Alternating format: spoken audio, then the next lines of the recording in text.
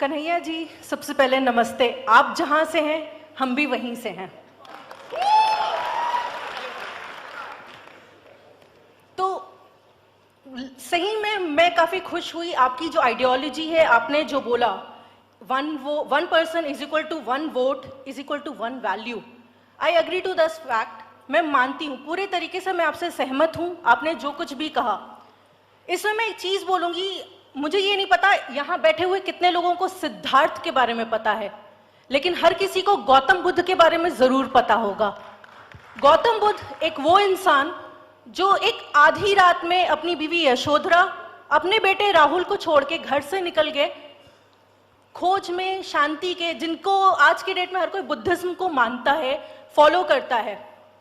उसी तरीके से मैं ये नहीं बोलूंगी कि मैं किसी पर्टिकुलर पॉलिटिकल पार्टी को सपोर्ट करती हूँ या ऐसा कुछ है। I am neutral in terms of that.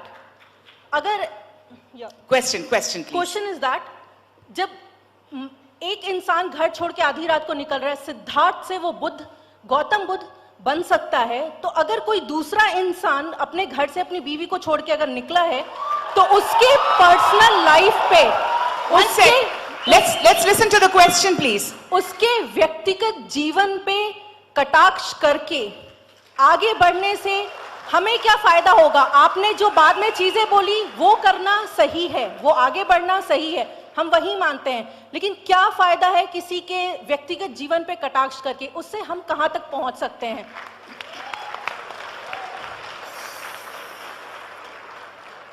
सबसे पहली बात तो बहुत बहुत शुक्रिया आपका। आपने कहा कि आप वहीं से हैं जहां से मैं हूं। मुसाफिर हूं यारों, ना घर है ना ठिकाना। हिंदुस्तान है, कहीं के भी हो सकते हैं हम लोग, उसमें कोई दिक्कत नहीं है। ये जो बात आपने कही है कि 1 person 1 वोट 1 वैल्यू, ये मेरी बात नहीं है, ये बाबा साहब भीमराव अंबेडकर ने कहा है। और जो मूल प्रश्न है आपका कि किसी भी इंसान के व्यक्तिगत जीवन पे कटाक्ष क्यों करते हैं, बिल्कुल नहीं करना चाहिए जब तक वो जीवन व्यक्तिगत है। और वो जीवन व्यक्तिगत कैसे नहीं है, ये मैं आपको बता देता हूं। मेरी माँ है, आपकी भी माँ होगी, हम सबकी माँ है, ये कोई नई बात नहीं है। और हर किसी का अपना एक स्ट्रगल होता है। ऐसा नहीं है कि हम कोई बड़ा तीर मार दिए हैं और आप कुछ नहीं अपने जीवन में किए हैं। हर इंसान अपने जीवन में एक स्ट्रगल करता है, लेकिन जब उसका मार्केटिंग किया जाता है, इसको आप समझिए कि मार्केटिंग क्या होता है। मार्केटिंग ये होता है कि आप कितने भी नालायक क्यों ना हो, नोटबंदी के बाद अगर आपकी मां 90 बरस की होगी तो आप उसको एटीएम के बाहर नहीं खड़ा करेंगे, ये मेरा भरोसा है। लेकिन अगर 90 साल की मां को कोई अगर एटीएम के बाहर खड़ा कर दे तो ये व्यक्तिगत बात नहीं है, ये मार्केटिंग है, ये सार्वजनिक बात है। और ये सार्वजनिक बात जब है तब उसका क्रिटिसिज्म भी किया जाएगा। उस मां को मैं नमस्कार करता हूं, मैं अपना आदर प्रस्तुत करता हूं उनको, उस मां के प्रति मैं कोई कमेंट नहीं करना चाहता हूं। लेकिन जो नालायक बेटा है, उस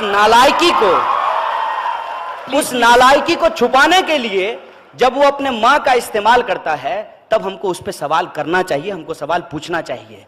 और मैं ईमानदारी से कहता हूं, मुझे तो डर लग रहा था। मैंने एक फोटो मोदी जी का उनकी मां के साथ देखा, हमको लगा कि कहीं ये ना पूछ रहे हो, देखो मां राफेल के बाद मामला बहुत गर्म है, एक दिन बॉर्डर घूम के आ जाओ ना हमारे साथ। इसको आप समझिए, मुझे इस बात से दिक्कत है। बहुत सारे लोगों ने अपनी पत्नियां छोड़ दी, इसमें कोई दिक्कत नहीं है, लेकिन जब आप गला फाड़ फाड़ के कहते हैं कि हम मुस्लिम महिलाओं को न्याय दिलाना चाहते हैं, इसलिए हम तलाक पे कानून लेकर के आए हैं, स्वागत है आपका।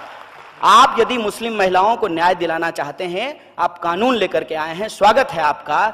लेकिन उन महिलाओं का क्या जो बिना तलाक दिए ही जिनको छोड़ करके भाग गए हैं लोग, उनका क्या? और ये सवाल मैं क्यों उठा रहा हूं, आप मुझे बताइए।